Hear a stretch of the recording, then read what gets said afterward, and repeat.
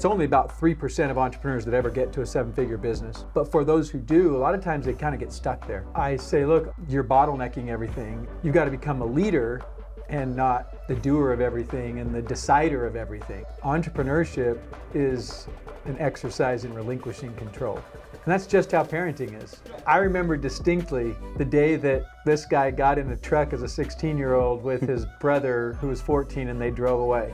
You have to let go. So many times you want to reach over and grab the wheel. Yeah, hold on. But you just have to trust, and you have to let go, and you have to encourage and believe in them and let them make mistakes. And that is leadership.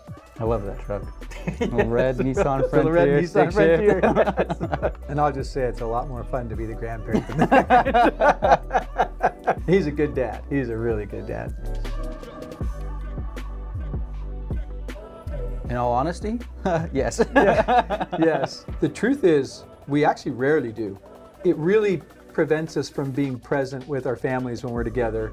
It can also sort of cross the bounds and the lines that we have set for our business. Like, Clate doesn't report to me. I respect that reporting relationship, and he respects that reporting relationship. So we really don't talk too much if the family is doing other stuff. There are times we sneak in a little bit of strategy discussion, but I think people would be shocked how little we actually talk about the business. Like, we've gotten better and better at it, right? As we set those boundaries, we used to talk more about the business. Our relationship has matured a little bit. Like, it's just, there are other things that matter more than just work.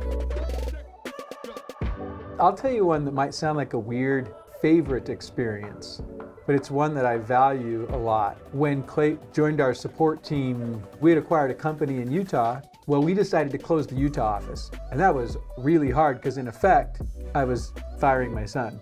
And that was tough. That was really tough. I remember distinctly when I told you, and we gave a hug in my office. We both cried a little bit. And kind of a lot. And the relationship was more important than the job.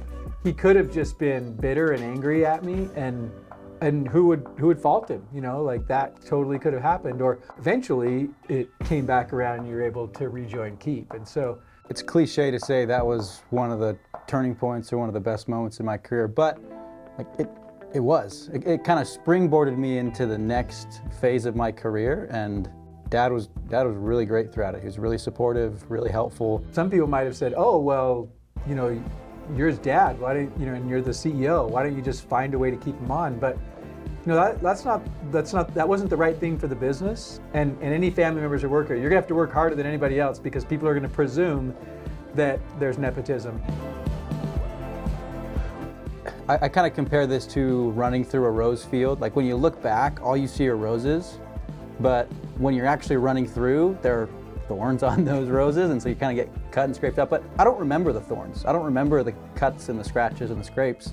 I look back and I just think how awesome it was to have a dad who was so passionate about helping entrepreneurs succeed. I didn't fully appreciate in the moment. And now I look back and I'm really grateful for it. It's fun to hear that. I've never heard him say that, nor the metaphor. That's kind of nice.